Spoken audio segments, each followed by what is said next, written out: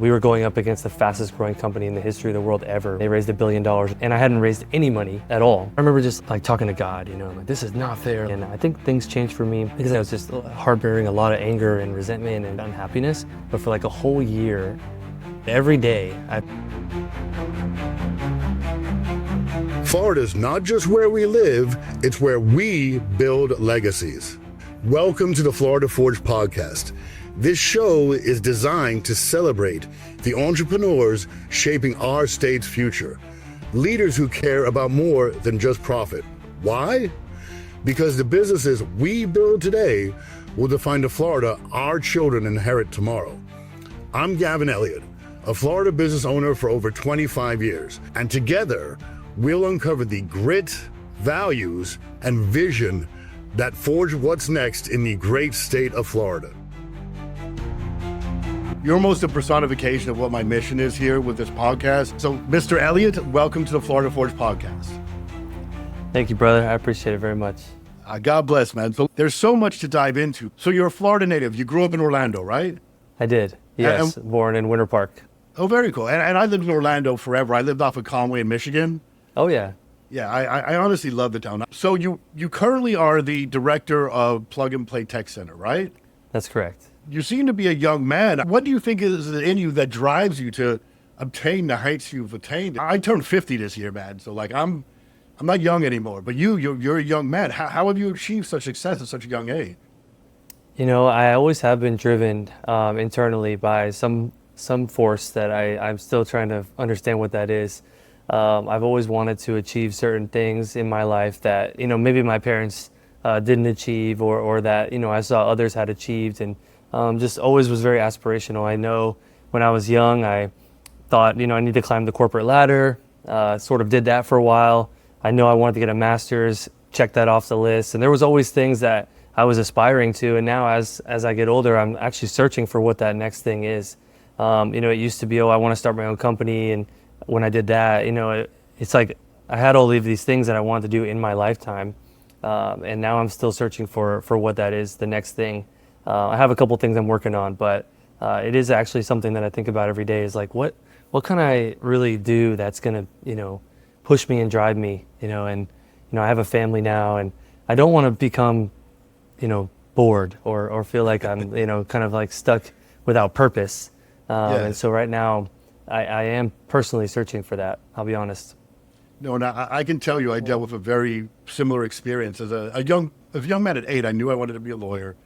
I knew, and I set certain goals in my life. And the last one of them, one I haven't done is argue a case in the UN court in Belgium. But the other one, I became an English lawyer and solicitor.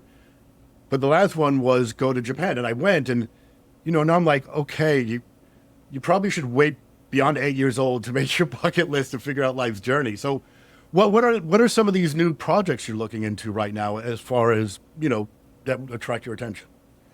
So I recently started my own venture capital fund, which is something that is very aligned with my passions to support entrepreneurs, especially in Florida, and really wanting to be an early stage fund, even, in the pre-seed stage, and investing in them before they even have any revenue, and sometimes before they have an MVP.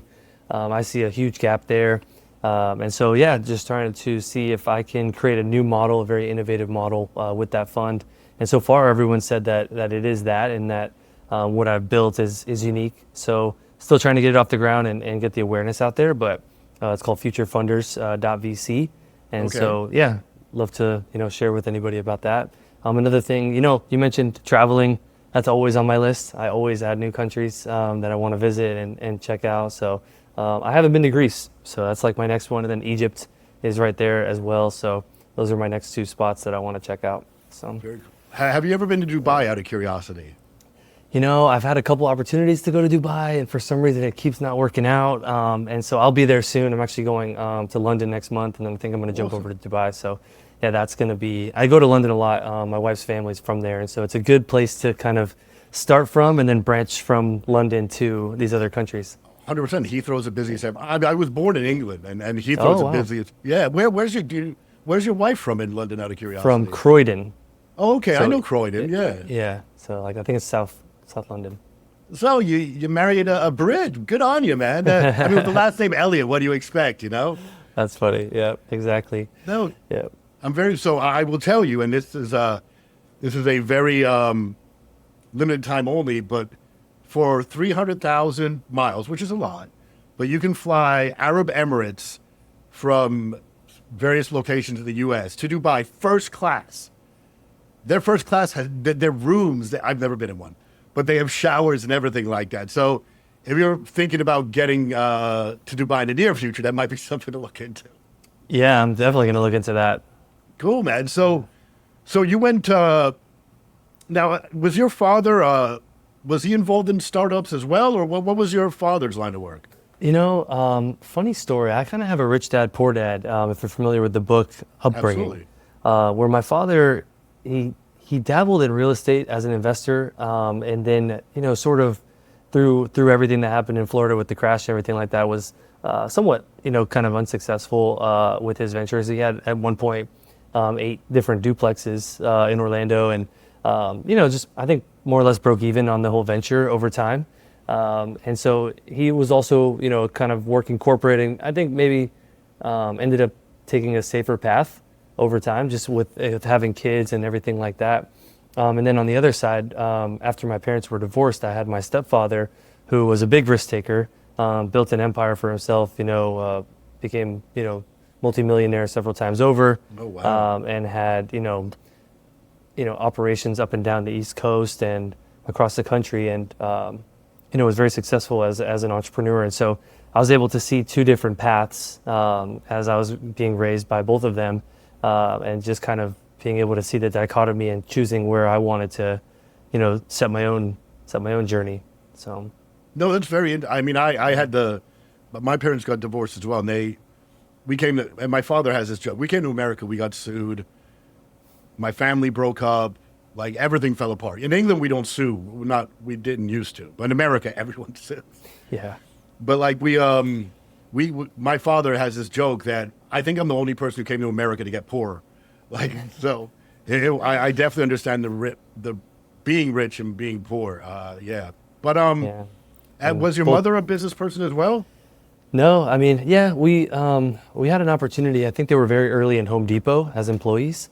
So from that perspective, they were, in business, like more like employee, corporate type of employees.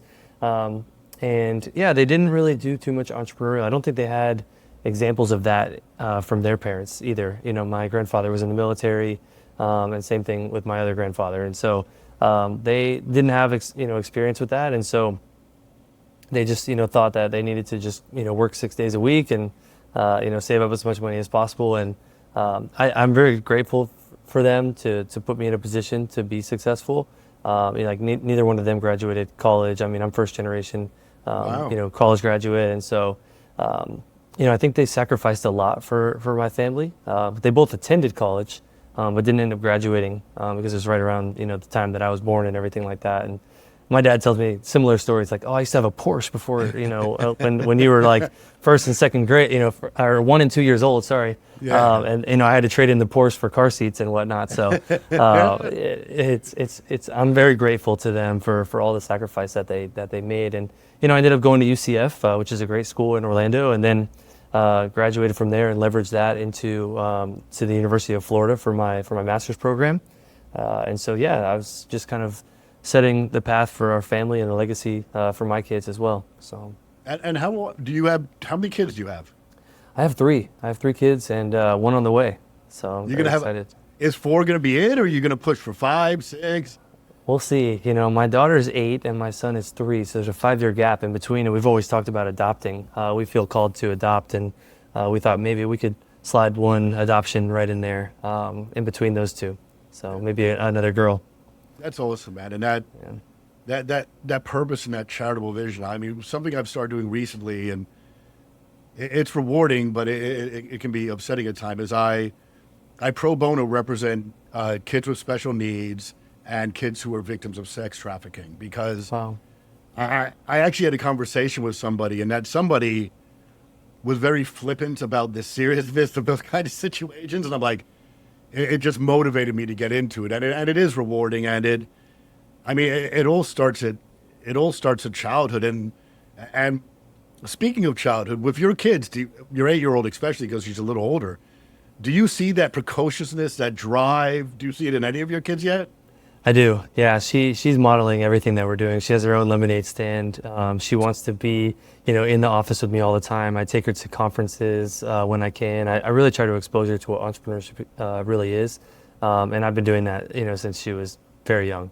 And so she sees that her mom and I are both owners in our businesses, and I think that her upbringing is a lot different than say mine was, and even that her mom's was as well. And so, yeah, I do definitely see that already. Oh, that's awesome, man. You can even know that, and correct me if I'm wrong, but even when they're young, you see them doing these little things, and I'm like, oh my God, that's exactly what I used to do. Does that happen to you? Oh yeah. She's very much like me in her personality, very social, outgoing, and willing to take risks, very bold. We teach her to be independent and opinionated. We want her to definitely speak her mind, and so we try to encourage her in all of those things, which I remember my dad being very, very much like that, and telling me like, no, you speak for yourself. Look people in the eyes when you're talking to them. You shake their hand, and you're not going to stand behind me and cower behind me. He'd always like, if I was nervous, he'd push me in front of him and say, no, you stand on your own two legs and you speak for yourself. My mom would always say, like, put your shoulders back. Like those types of things I think are important for kids. And I see a lot of our friends, and maybe it's not conscious, maybe it's a subconscious thing, but I don't think that they're training their kids the right way necessarily in those things, and they're losing those social cues and traits that I think are so important in business and in life. No, So, absolutely. And your wife, being English, will be able to verify what I say. But I had a friend whose mother was English, and I would like put my hands in my pocket. She's like, "Don't put your hands in your pocket." Like, yeah, you like pause. Even something as simple as how you stand can make a big difference in how you feel and how the world perceives you. it's true. So I know you don't know what this drive is, what's driven you all this time, but can you fathom a guess about it? Like, you really have achieved a lot very quickly. So, do you have I any think about it a guesses? lot. I think it might have to do with my parents being divorced at a young age, and me kind of having to step into a role to be not so much the father of the house, but a little bit. You know what I mean, like the man of the house. And I did take on a lot of responsibility at a young age, and being the oldest of my siblings definitely, I think had a play in that. And so I think also the time that I grew up, entrepreneurship and kind of like the world and media was portraying these individuals, and I think shows like Shark Tank and just kind of the media that I was consuming, and kind of the way that the innovation economy was happening all around me, I think also encouraged me to want to be somebody in the world, and I think the United States is a unique place in that Oh yeah. we are kind of shown opportunity all the time, and shown that we can accomplish these things, and it's part of our DNA. And so I think just being here and growing up in the United States, I think has a lot to do with it as well, and having like a natural drive to succeed and to prosper financially, I think is motivating, and I think that happens every single day, kind of naturally here, just the things you see every day. No, that's amazing, man. And I remember, like I said, my father left. Our family broke up when I was around 8 years old. And I remember my brothers were 2 years younger than me. And I don't know if they'll ever admit this, but I remember teaching my brothers how to ride a bike. I remember putting, my hands under my brother's back and like holding him up, teaching him how to float in the water. I also remember that us punching each other a lot. But like, did you have, when your father left, did you somewhat step into those kind of roles? And do you have any examples of that? Absolutely. My brother was challenged with speech, and he had like 13 hearing operations, and like had bones replaced in his ears and things like that. So at one point, I remember being the only one who could understand him, and was like basically his translator to even my own family, like to my parents and everything like that. And so they kind of relied on me to kind of speak for him, and I became my brother's keeper. I think I would have been already, but definitely his protector. And he hung out with my friends, and my friends protected him as well. And like we were very much just kind of like sheltering him from any bullying, things like that. And I remember teaching him, the alphabet. I like my parents saved it because I just took it upon myself to draw basically associations like A for apple, B for boy, like those types of things, and like Yeah. went through it with him and like coached him. And then my mom tells me the story of like the first time he said like chugga chugga choo choo, and things like that. Like, and it's cool, and It like is. she says that I had a big hand in that because I would just sit there with him and try to like teach him and coach him and stuff. And I've always been kind of blessed to be good with words and language and writing and things like that. And so, yeah, it was kind of crazy because like I was able to easily learn and achieve things, but he always struggled with those things and had to overcome a lot of challenges in his life. And so, I kind of don't want to take my blessings for granted, for any reason. And so I always try to maximize my opportunities because of that. It's because I look at what other people have to do. And, even in Orlando, there's other parts of town, which are, also underserved and have different opportunities than I do. And so, Absolutely. whereas, I didn't come from a rich family or upbringing or, I paid my own way through college and I always worked. I had, at one point, in a 5-year period, I got my 4-year degree. I had 2 internships. I worked 4 years at the Kia Center. It used to be called the Amway Center. I worked 4 years at Macaroni Grill. I worked 2 years at Cheesecake Factory, all in a 5-year period. And I would basically go to classes Monday through Thursday, and then I would work Thursday night, Friday double, Saturday double, Sunday double, at these various places. And I would do internships as well, Monday through Thursday. And I was always working, always just trying to overachieve is kind of how I use the term, but I think it's just, trying to make something of myself and just trying to sow into myself and just wanting to learn as much as possible. And like I said, I just didn't want to take for granted the things that I had and the things that that were in front of me, and I saw a lot of my friends just, they were more privileged, let's say, and they would just, have a great time. Sure, they were enjoying themselves, but I didn't want to like look back and be like, oh, well, I didn't take advantage of the things that I could have, so that's kind of my mentality. Maybe that goes to your question earlier of like why I was so driven. I just didn't want to waste it. Yeah. Yeah. Just didn't want to waste the opportunity. And this brings up an interesting point because, I have a dad and I have 2 kids.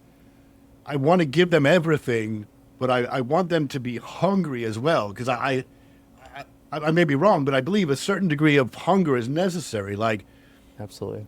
Do you find yourself, how do you, as a dad, how do you balance, like, I want you to have everything, but I want you to be hungry too. Do you have any tips for me? I guess is what I'm asking. It's so hard, and it's really hard, especially with my daughter, because she's used to cruises and vacations. I mean, she's been out of the country like 10 times, and I don't think I left the country until I was like 18, or something, 16, right? And even then, I thought that was privileged. You know what I mean? I was like talking to a lot of my friends who had never left the country still, to this day, and so it's all about perspective, but she's used to hotels. She's used to, she'll say things like, oh, like, let's just go to California tonight. And she doesn't have the like perspective of like the cost and the time and how much effort it would take and how much, effort, that would be. So it's tough, but at the same time, we try to balance that with like, she needs to earn her own money. So like we make her pay for stuff all the time. Just obviously, she doesn't need to pay for, these small things, but I think it's teaching her the value of hard work and money. And now she wants to work. She wants to earn her own money. She wants to like, save up for things. And I think that's important. I think you have to instill those values.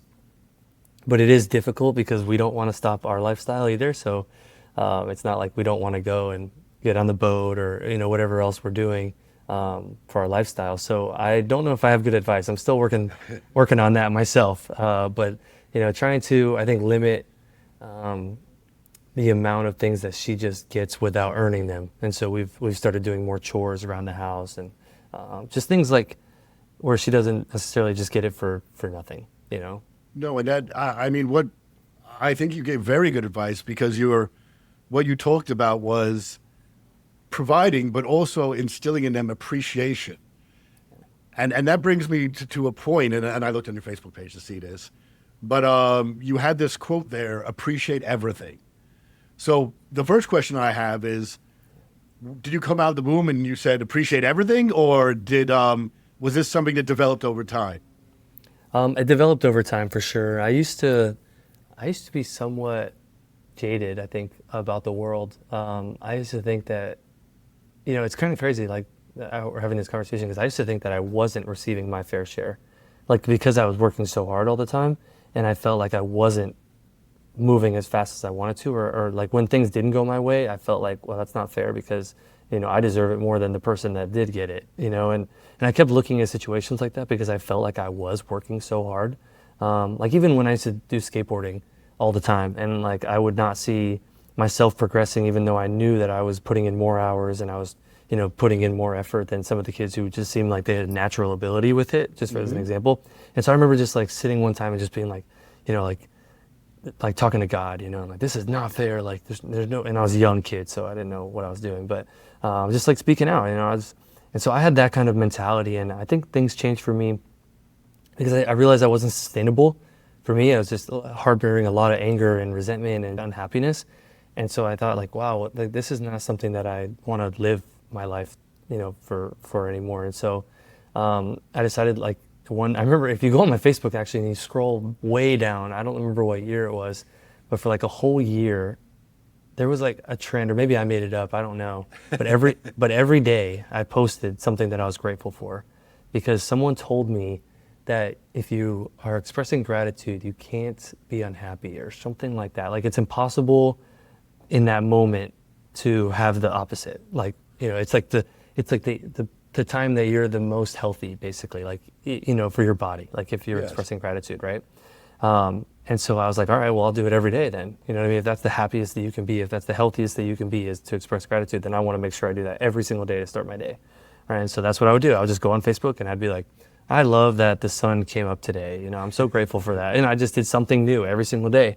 And it started to be a really interesting exercise because I started thinking about all kinds of stuff, throughout my day. I'd be like, oh, you know what? Like, I should probably, be a little bit more grateful for that. And I'm honestly not the best at it still to this day. I still, work on that all the time. It's not something that I would say I'm proficient in. But, even my wife, I see her with a different perspective with our kids. I'll be complaining about something because I'm naturally, kind of a cynic and things like that. And so she'll be like, well, that's true, but, just remember that this also happened and, that you're still able to continue with this and, that now you learn from that experience. And she has like a different perspective on it. And also I think I do that for her sometimes. So it's good to have accountability partners. And Absolutely. it's just, I think, a constant struggle that we all have is to be grateful for things. And I think if you can have that mentality, you will be happier. And so I wanted that to be kind of front of mind. And so I think that's why it's on my Facebook still. No, and it's brilliant. And I'm every morning I wake up, like God's design is fullest and beautiful. And if I see like a pretty tree, I'm like, dear God, thank you for that tree. If I see like a beautiful sunrise, I'm like, dear, there is so much to be grateful. The fact that I'm breathing and talking to you right now, I'm grateful for, It's awesome. And if you like you're saying, if you stick your mind on the positive in that regard, your life's going to go a particular direction. Whereas And people are attracted to that as well. yeah, I mean, I tell my kids, you almost have to be positive and believe in yourself to the point of delusion. Because otherwise the negatives will eat you up. Yeah, So absolutely. So how you mentioned your wife, like how important has she been in your development, both professionally and personally? Oh, a lot. I would probably be, in jail or dead. I'm not sure if I'd ever met Wow. her because I just didn't have a limit. I live life and I don't stop. You know what I mean? And so I I do. didn't have discipline and I didn't really have that like kind of structure growing up to where my parents, like, they worked so much that like they trusted us, but also I was smart enough to manipulate, and so I knew how to get away with stuff, and I knew how to like just get what I wanted for the most part, and so that was a downside, looking back is like, yeah, that sounded cool at the time to me in my, teenage mind. And, yeah, I can get away with anything because I can lie and, kind of just, change the truth, but it's not the right way to live. And and I realized that from her because she was just so pure. I remember just like when I met her, I was just like, this is the exact opposite of like someone that I hang out with, and like I just was very attracted to that and wanted to learn more and be around her. And she had a Christian, kind of upbringing, and kind of showed me what that was like, and like introduced me to church. Because I went to church when I was younger, but it wasn't really something that was, part of our household. Like the values were there, and like my parents would say things like, oh, we don't say the word idiot, and like it says it here in the Bible. And like we would like reference the Bible, and like we would consider ourselves Christians, but it wasn't very like, in the daily kind of like household kind of upbringing. So it wasn't something that I was like, I wasn't like God fearing, let's say, and so like with her, I think I started to straighten out a little bit, and like started like wanting to be better because she was better, right? And like I just was like, wow, like I didn't even know that was a lifestyle, like and like that sounds pretty cool, and like that looks pretty fun, and that was really, I think, a pivotal moment. We've been together about 15 years now. Oh, wow. So Congratulations. yeah, thank you. Yeah, No, appreciate that. that's brilliant, man. So how significant is your faith to you now? Like, how much of a role does that play in your life? It's very important. And we were talking about foster care program earlier, and I started a nonprofit last year, and I was trying to coordinate with the church, and we were going to buy a piece of property, and so I try to be involved. We do volunteer activities. My kids both or all three go to school at church now, and so we try to make it a part of our life. And I think the community that's at the church is amazing, and I think the people are great, and I think the values obviously are something that I want to follow and that I want my kids to follow. And I think that, like you were saying earlier, the world is amazing, and if you just sit back and look, there's so much power in that, and if you can tap into that, and if you can kind of trust and kind of like have faith, then you'll be more successful in your life, and then also like in your spiritual life. And so to me, it's very important. And I just kind of am still, again, like a work in progress. I think like we all are. Absolutely. But I'm trying my best. I know. I will, just a brief story for you. And I was raised Catholic. I still am, but I was in a marriage, and we were having issues, and she wanted me to go to a retreat. And I was driving by the Miami airport, and I'm like, I could just jump on a plane and go to Vegas. No one would know. Right. And some amazing things happened at that retreat. But the most significant thing for my personal development was, one of the reasons I wasn't super religious is because, I don't know if you were saying this, but like, I'm not a man of moderation. It's 100 or 0. Like, Right. 50 doesn't really suit me. Right. And like, I didn't think God could love me. I didn't think I deserved it. And you know what? I don't. And I never will. But he still does, and I can't lose it. And that was just a giant shift in my relationship with God, that like, I'm still trying to be a good guy, don't get me wrong, and I've been better since, but I realized that I will never deserve his love. Like, how can you deserve the love of someone who created you, put the breath in your lungs, sent down the Savior to die for his own son, to die for our sins? You can never deserve that. But you can never lose it either, So, no, faith is very important to me. Do you have a favorite Bible verse by chance, out of curiosity? So it's Jeremiah 29:11. For I know the plans I have for you, declares the Lord, plans to prosper you and not to harm you, plans to give you hope and a future. And that's just inspirational to us. And it just so happened to be a very popular Bible verse, but also our anniversary is 11/29, and that's how I got it. That's how I always remember it. That's cool. Yeah. And That's so really cool, man. kind of full circle moment for us. Yeah, absolutely. And I'm going to ask this question. It may seem like a weird question, and I'll tell you the story behind the tattoo. I was, my teenage daughter was being a teenage daughter, and she was, and clear sky, not a cloud in the sky. And I'm like, I can do all things through Christ who strengthens me. I can do all things through Christ who strengthens me. And I walk outside, and all of a sudden there's this just massive clap of thunder. And I was like, So first thing I did was look around to make sure I wasn't insane, and everyone else had reacted to it. And I'm like, so the reason I bring that up is because that's a moment to me where either God was speaking to me, or sometimes He whispers. Have you ever had a personal experience like that where something happened and you knew it just wasn't coincidence? You knew it was either God whispering, intervening, or talking to you. Yeah, I have recently as well.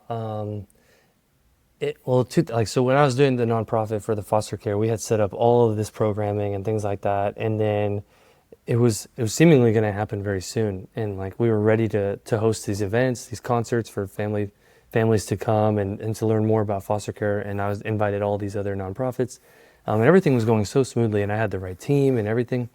And then the first hiccup was like that the church was, debating if they wanted to get involved. And then they said, well, we want to own this, and we wouldn't be able to support it as a third party. So I was like, okay, that's fine. And, so then that was one kind of setback. And then there was another one where the LLC that I had created was actually the name of another nonprofit that was in the foster care space. And so that was like another kind of hiccup. And then like another one happened. And it just actually was not the right timing for me. And it ended up being very clear, because that's when I ended up having another baby, and then I ended up getting my job with Plug and Play. And so that would have been too much to take on at that time. And so I needed to circle back and come back to another time for that particular project, right? And yeah, I think that was a great example of a time that I clearly saw kind of like His hand being like, no, you know what, like this is not, like take the signs and understand that this is not the time for this project. I agree. You know what that reminds me of? This concept that like God answers our prayers, but sometimes the answer is no. Right. Hey, I'd like to win the lottery. Yeah, not today, Gavin. But even so, you want to do something very noble, but God's like, this is not the time for this. You will bring another child into this world. You will progress your career. And when this comes back around again, you'll be in such a better position to do what you want to do. Yeah, and I think that's even more true now, because like over the last year, I just feel already so much better positioned to do something like that, than I think I was then, even though I thought I was. But now I have so many more connections and so much more kind of like power in the community that I have to be able to do a better version of that, and not feel like I was kind of forcing, a square peg into a round hole or whatnot. So, well, very cool. So let's talk to me. I know you give back. You appreciate everything. Like outside of, and I do want to touch on Plug and Play, but outside of that, what philanthropic endeavors do you engage? We try to volunteer at like the Second Harvest Food Bank, and we donate financially to projects when we can, and we just try to support any of our friends' projects, whether that just be through sweat labor, or whether we can help them campaign for whether it's raising awareness, raising funds, or even raising some type of goods, materials, like anything that comes up. We want to get this foster care program going, just because it is such an epidemic, and to your point earlier, I think that's such a global challenge, and that can be solved, honestly, and it can be something that can at least be shown to more people, so that they can at least have like, I just don't think there's enough awareness. It's like 2 in every 1,000 children are put into the foster care program in the United States, which doesn't seem like a lot, but it is a lot. 300 million. We're 300 million people. That's exactly. A lot of people. It is. And then it goes in some communities it's 4, and so it doubles, and then in some communities it's even higher. So it's, and then when you talk about the human trafficking and other horrible things that are happening, that's really where we all need to be involved. Protect our kids. It's kids, you know what I mean? They don't deserve that. No. So, yeah. No, and that's, I mean, there's these are paraphrasing because I don't remember the exact words, but I remember that one time when Jesus was hanging out, because Jesus hung out, and like his disciples were there, and there were all these people coming around, and like the kids wanted to get in there, and the disciples were like shooing them away for whatever reason, and Jesus was like, "Let the little children come unto me," like Absolutely. Demonstrating how important the youth are. But then there's this one verse, I'm definitely paraphrasing this, but to the effect of, if you do something bad to a kid, it'd be better that a yoke was tied around your neck and you were thrown into the ocean, you know? Mm-hmm. So I very much I'm very aligned with you on that, man. Like it's like even from a religious perspective, like why do bad things happen to kids at all? Like Right. philosophically has really, really, really troubled me. Well, maybe we're meant to take this offline and work on that together. So Yeah, that might, you know what? I'd be very interested actually. I really would. I want to listen, God has blessed me so much. I know I don't deserve it. I've made a lot of mistakes. I don't hurt people. I've been very self-destructive. Let's put it that way. absolutely, same here. And I've had opportunities that I just didn't appreciate. And the best way to balance the scale is to give back. So yes, after this, I definitely want to talk to, if I can help, I'm a lawyer. So like you may need Perfect. legal help and I can pro bono legal help with whatever you need, man. Love I'd be very happy to. So you went to Florida. I want to bring a little levity in this real quick. So you went to Florida and you went to UCF. If the two of them play, who are you backing? Every once in a while they do play, and I do root for UCF. Okay. They're my undergrad. I have loyalty to Orlando, and so I would love to see the underdog win, of course. And so for a couple reasons, I definitely still root for UCF. But there still is that small piece of me that's happy when UF wins. So I get to win either way. That's awesome. I went to Florida for undergraduate, but I went to Miami for law school.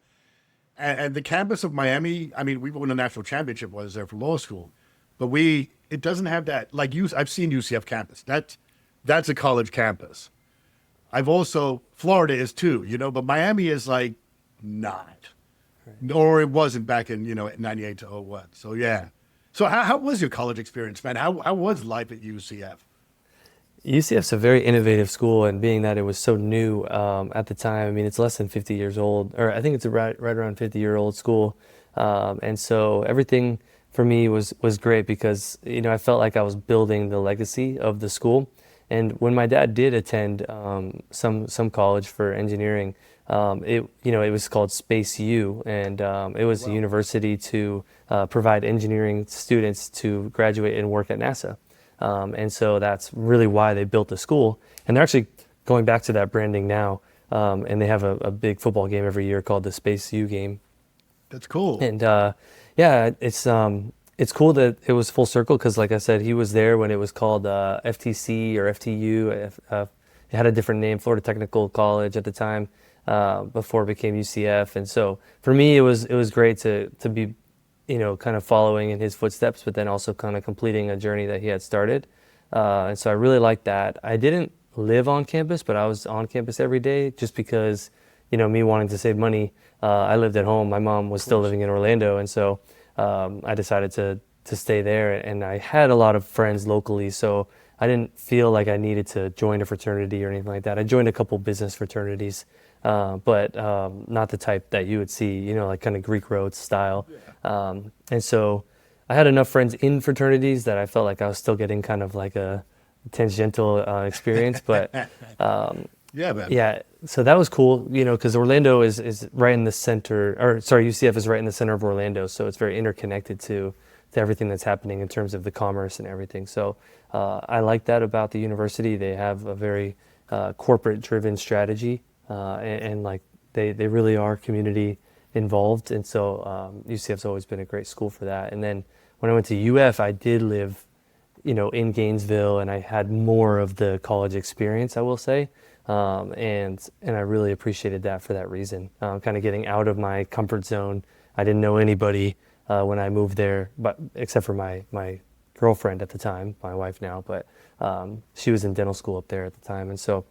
That's where you met her. I was curious where you met her. Well, no, we met at UCF. We both went to okay. UCF, and we both went to UF, yeah. And so she was at UCF for 2 degrees, and she's done a lot more school than I have. And then she was up at Gainesville 2 years prior, and I was working corporate in Orlando, downtown Orlando. I worked for a company called Travel Click. Okay. And then so I left there to get my master's degree, and then I came back after we both graduated the same semester from UF, and my wife was pregnant, and we got married a couple months later. We had already been engaged for about 2 years, but it just so happened that right when we graduated, we both moved back to Orlando. I had a new opportunity to work with that company, but with increased responsibility and pay and things like that. So I went back to that company, and then we stayed in town. We actually lived with her parents because we were trying to save money again, and so we bought a house a couple years later. But I quit that job for the second time. So I actually quit the same job twice. Yeah, that was me. And so it was a great company, nothing against them at all. And they were acquired by Amadeus a couple of years ago. And it was fun because that's how I learned private equity. I learned the ups and downs of big companies being acquired and kind of how they cut expenses. And then right after they get acquired, they spend a bunch of money and they hire new teams. And then they go and they try to cut expenses again and increase revenues, but then they fire a bunch of people. And it's crazy. I learned a lot about corporate life, but I wanted to steer my own ship, and at the time I was kind of that arrogant young guy who thought I knew everything, and I was causing a lot of friction with my leadership, who just really wanted to keep their job, and I didn't understand a lot of the politics of that environment at the time, and so I was making waves, and they would tell me like, oh, you move at the speed of a speedboat, and we move at the cruise ship mentality, and so I didn't like that. And so I wanted to write my own path. And so I started my own company called ViewStub, and it was pre-pandemic.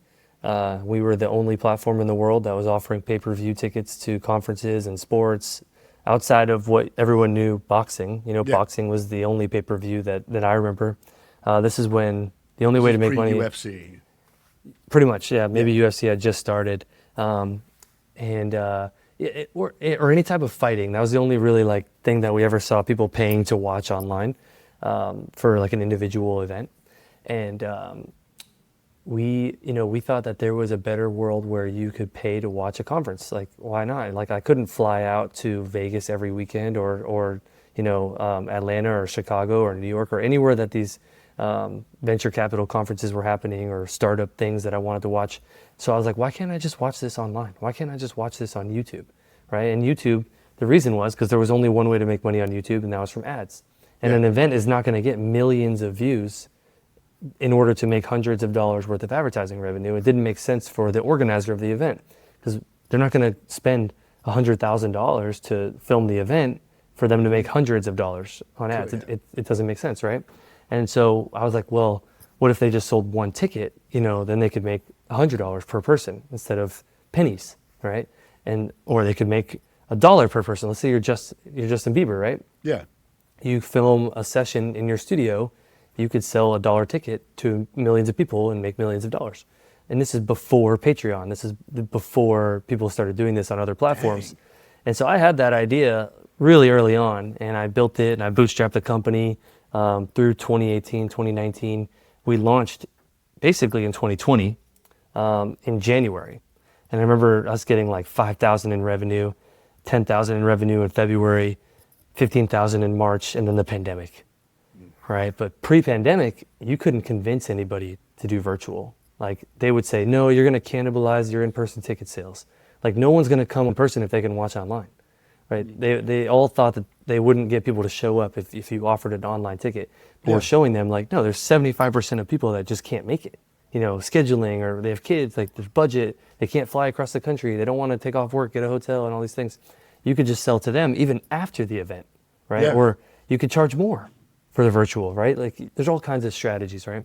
But no, we couldn't convince anybody. We had one guy who said, hey, we had applied for a startup competition, and he said, what do you guys do? And we're like, well, we have this virtual event platform for conferences. He's like, well, this is a conference. Why don't you do it for mine? I've been wanting to do this for 3 years. There's never been a platform for it.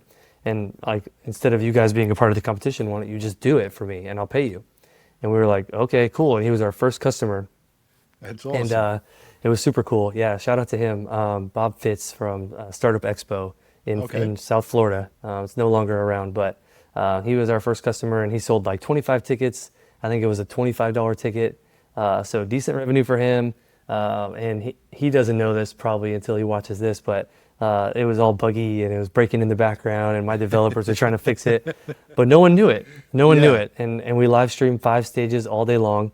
And everybody was very happy with the experience. And that was kind of the start of our journey. And we ended up, doing concerts with Brad Paisley and Snoop Dogg and One Republic and Brooke Burke and just like so many fundraisers. We did things with Operation Smile, Wounded Warrior, Home Depot did a campaign with us. We did stuff with Miller Coors and ended up having a great experience. It was one of those things where I thought like, oh, if one day I could see, my brand sponsoring some of these events, then I'll feel like we made it. And at one point, my team brought me a picture of like how we had like the corner of the ring of a boxing match, and it was like View Stub and all this kind of stuff, because we were a white label platform, so no one really even knew our brand. It was always their brand that was front and center, but they loved us so much that they gave us the sponsorship for free. And because we wouldn't really pay for any sponsorships because we didn't get customers from events. We got customers from event organizers, Yeah. and like not consumer based, it was more B2B. And so I thought that was so cool. And we just, we had a good time with it, and ended up, getting acquired. And it was a lifetime of entrepreneurial experience in such a short period of time, because we were going up against the fastest growing company in the history of the world ever, which was called Hopin.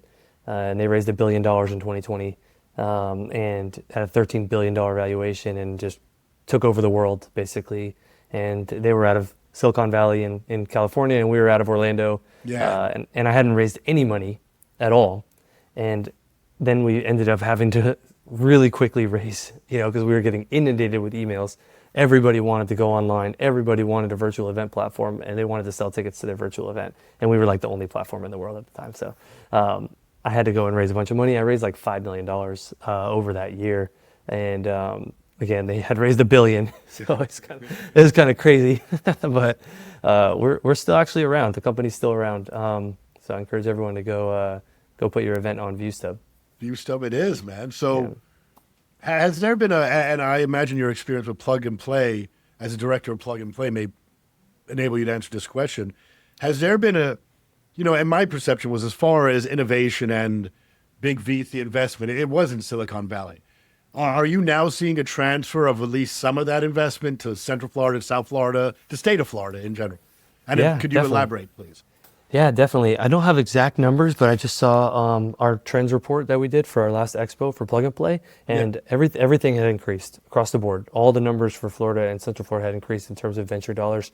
Actually, I remember in the first quarter, it being more than it was, obviously quarter over quarter, but trending to where we would either double. I think it was going to be double what it was last year, and so that's super exciting. For everybody involved, and we just see so many more partners coming to the state, and them creating more opportunities for startups. And I think right now, what I've noticed, in the last 15 years of being involved with entrepreneurial support organizations, is that people are working together more, as opposed to being a fragmented community.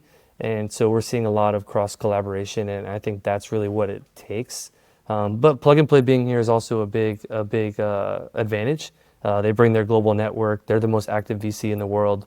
I didn't know that. They're in 30 verticals, and they have over 650 corporate partners, universities, and governments that they're able to leverage and bring to the community. We have a semiconductor site in Neo City, as well as we're launching our healthcare vertical on August 4th, which is potentially the largest healthcare consortium ever put together, with Guidewell, KPMG, Orlando Health, UCF, UF. And it's right in Lake Nona, which is one of our partners here for the Orlando Smart Cities program that I'm the director for, as well as UCF is a partner, Orange County is a partner, and Lake Nona is in Orange County. And so it all ties together. It's a very great opportunity for Central Florida to take advantage of not only what Plug and Play has to offer, but all of these other partners, and then us to be able to accelerate. I think we're over 150 startups already in the first year and a half that have been through our programs. And that's just getting started. We're about to launch our next batch. Neo City will have another batch, as well as the healthcare vertical will have a batch starting in August. And so everything is just exponentially growing, just from a plug and play perspective. But I think that also goes into all of these other programs as well. So, we just partnered with Senfluence for the second year on an event series. We're doing stuff with the UCF incubator and helping them to commercialize more technologies coming out of the research department. And so there's just so many different things that are happening. And obviously with the Space Coast and simulation and robotics and tourism and hospitality, and now eVTOLs and air mobility, and just all of these different industries that we're leading in terms of like autonomous vehicle testing at Suntrack's site, and just we're going to have an electrification highway going from Claremont to Orlando, and just that's cool. all of these like high technology, like emerging, kind of technology trends that are across the world. We're doing them here in Orlando, and we have the best universities in Florida, Amen. all collaborating together, which is amazing. Yeah. There's programs like Sea-Stars, there's the Florida High Tech Corridor, Florida Commerce, all of these, statewide groups that are aligning everyone's efforts, and then when you talk about just interconnectivity between Orlando and Miami with the Bright Line, and then expanding that with the Sunrail extension from the airport to the convention center to Space Coast and to Tampa, and just starting to see all of this interconnectivity is going to be huge for us long term. It's awesome. So I'm just very excited about the prospects of the next 10 years for Florida. And, I've kind of thrown this term around. I don't remember who mentioned it first. I definitely don't want to take credit for it, but the Silicon Swamp, right, is like, are we the next, is that going to be that. Florida? Yeah, it could very well be. We have a great climate for business, and there's a lot of reasons why Florida is poised to be, I think, the best place for business for the next decade. It's like the gateway to LATAM. We're very well positioned to connect with Europe, and I think Florida's certainly the place to be. That's brilliant, man. I love my state. I always have. I'm a little older, so we used to refer to people from up north as Yankees. I don't think that's done anymore. So what is and I have heard, like I saw something somewhere about how Norway has one of those electrified roads that charges electric cars as they drive on it.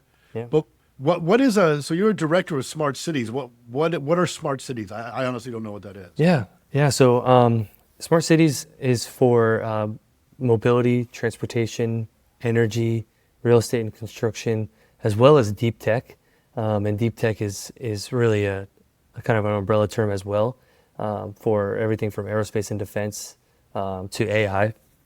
And we do that on purpose to kind of let us dabble in so many things, but Orlando is the perfect place for the smart cities term, because even semiconductors fall under deep tech, and everything sort of, kind of overlaps, right? So we see a lot of, we're the like simulation capital, right? With $6 to $8 billion worth of defense contracting every single year happening out of Research Park and simulation, right? Oh, no, and it's like a lot of that goes right into the theme parks, and so you see a lot of cross-pollination from technologies that are developed in LiDAR or photonics that are happening right here, right next to UCF, that get translated across the world.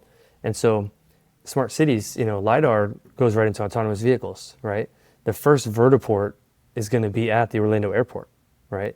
And so all of the things that we have, all the pieces that we have are all synergistic. They all connect together, right? And so having a connected city or a smart city is actually exemplified by Lake Nona as well.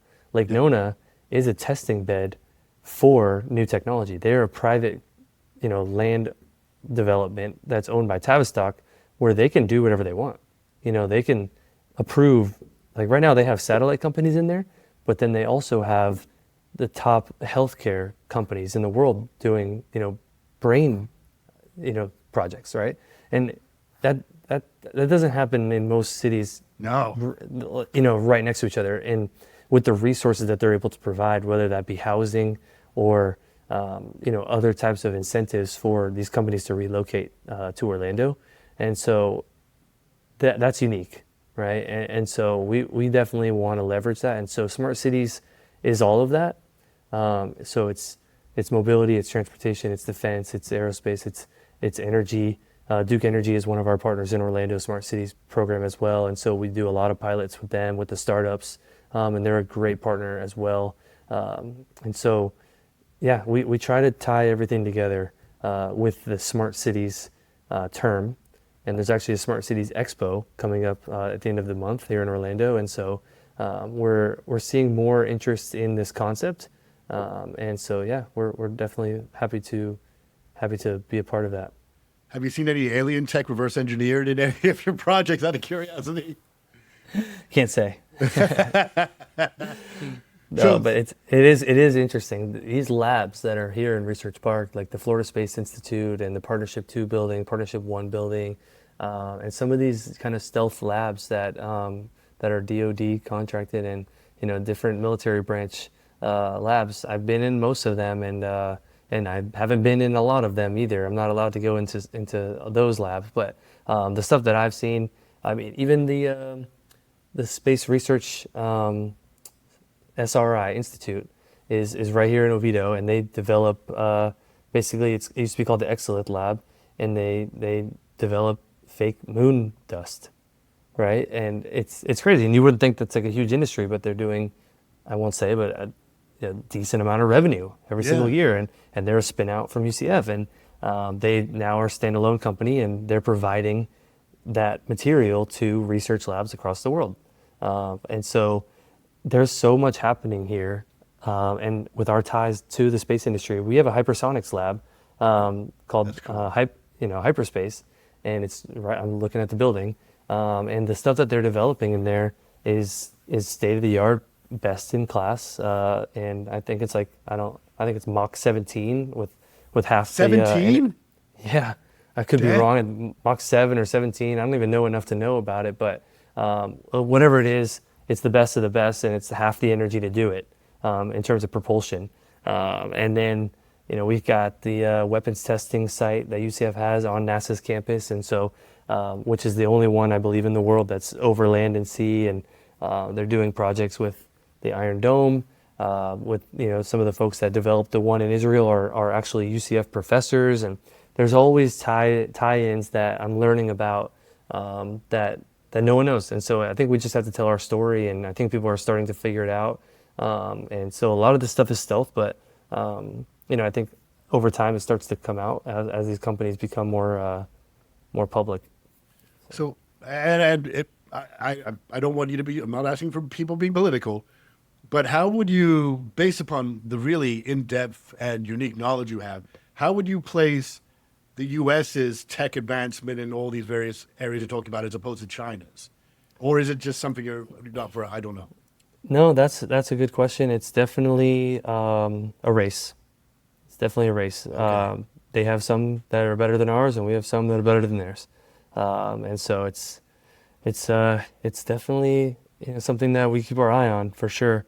And definitely a lot of my partners talk about that. There was kind of a moment at our last summit in Silicon Valley when one of the startups that I know that's out there, mentioned that AI, that China's well ahead of us in terms of AI, and then the whole room kind of went quiet. And so, I think it's definitely something that we should keep our eye on for sure. But I think the president is challenging them right now with a lot of the things that they've been doing for the last decade or more in terms of IP and different practices that they have, and trying to make it more of a fair playing field.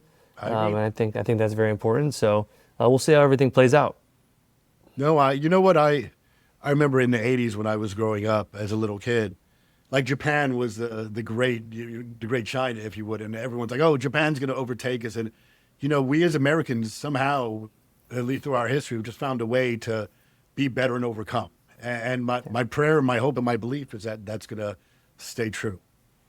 Yeah, I mean, I'm pretty young, but I've always considered them as allies. I know that technically most people probably don't, but to me, I think that there's more partnership to happen than there is competition, and we can call it co-opetition. I think is a good way to, because we have adversaries, shared adversaries, and there's other challenges that we need to overcome in the world. I think that having their resources and our resources as a shared resource is probably a better way to go. So that's kind of my mentality on it, because I just think there's other things that we should be worried about as a combined effort. But that's not for me to say. I'm not in politics. So I love that take, though, Matt. To bring a perceived enemy to an ally, there are benefits. Now, I asked this question of everyone I've spoken to, and it arises out of this Rocky quote where it goes, and Rocky's talking to someone, kid, and he's like, it's not how hard you get hit, it's how hard you can get hit and get back up. absolutely. So my question for you, has there ever been a a time in your career or personal life or whatever you want to tell us where like you got hit so hard that like you weren't sure you might get up? Has that ever happened? So many times I can't even count anymore. I mean, even right now, I'm getting hit every day. I'm opening a bunch of foxtail coffee shops, and they're just taking longer than expected to open for each one of them, and some of them haven't even broken ground yet. And it's a big financial outlay to get one of those up and running. And so where our timelines and expected returns might have already been passed, last year. And so I think it happens a lot if you're taking risks and you're trying to do big things. And so you just consistently have to have faith in yourself and faith in God, in God, and in that you'll overcome. But it shouldn't be easy. If it's easy, you're not doing it right, And so I think right now I'm definitely experiencing it, but also, there's been companies that I worked for that failed, as startups, and technically even my company ViewStep that I was telling you about wasn't the outcome that we expected. I mean, we were about to get acquired by a company, but then we backed out of the deal because my board thought that we could go in a different path, and so the board actually acquired ViewStep. They put more money on the table and then said that they wanted to take it and run with it. And so where I was ready to have my whole team go work and have equity, that ended up not being the path. And so I thought at that time that was kind of a hard pill to swallow for me, and kind of, I ended up taking a lateral move on that one, but you have to roll with the punches, like you said, and you just got to go on to the next day and take it day by day. So you got to have grit. Well, you've done well, man. And if you're living many years, many, many, many years, as am I, God willing, like if you were to pass this planet today, your legacy is enshrined. But what I'm really curious about is, what is the legacy that you want to leave behind? When Spencer Elliott, potentially cousin, leaves this world, like what is the legacy that you want to have left behind? I think about that a lot, honestly, because I see people building legacies that I don't think that they realize that they're building as well. Like I have a friend that I'm thinking about who is doing things just immorally, but he, from the outside, he might be seen as like doing great, right? Like, oh, I don't want to like give too many clues, but of course, financial wealth is growing, assets are growing, social media presence is strong, like all of these things. But behind the scenes, it's like the family's crumbling, the values aren't there, and those types of things. And so it's like, it depends on who's looking, right? And like what they perceive to be good, like legacy, because some people would say, oh yeah, look at the money, like look at the impact financially, and look at the business and those types of things. And sure, that's all, looking great, but then at what cost? And so that's where I always want to make sure that I'm not compromising my legacy for, financial gain, or I don't want my kids to not know me, right? And so my daily struggle is to try to balance work life to where like I still am present, and no matter how hard I try, I'm constantly falling short on that, because I have a mind for business. And so like, even if I'm with my kids, I'm thinking about it, and so I'm trying to always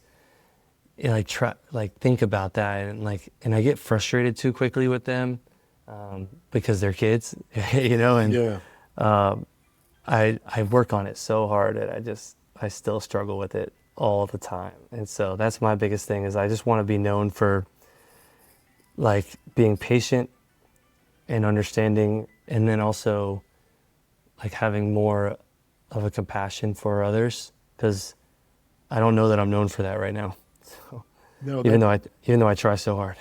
And you want to know something? I will tell you, not one person that I've had the pleasure of interviewing has said, I want a statue in my name. And when I was younger, I honestly wanted that. Or like, I want a library in my name, or this or that, because at the end of the day, they can take money away from you, but they can't take your dignity or integrity. That's something you have to give away.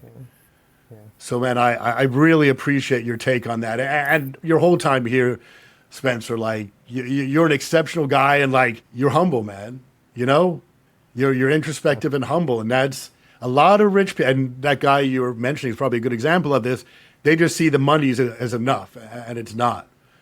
So, man, with all that being said, Spencer, thank you so much for your time. I learned a lot here, like a ton.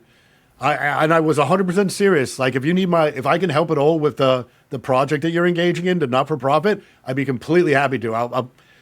It's a noble purpose, and like, if we can help the kids, I want to. So, let's do it. Yeah, man. This is a motivational conversation for me, very inspiring. So I appreciate you, and just grateful to be called to the interview. So appreciate it. God bless, Spencer.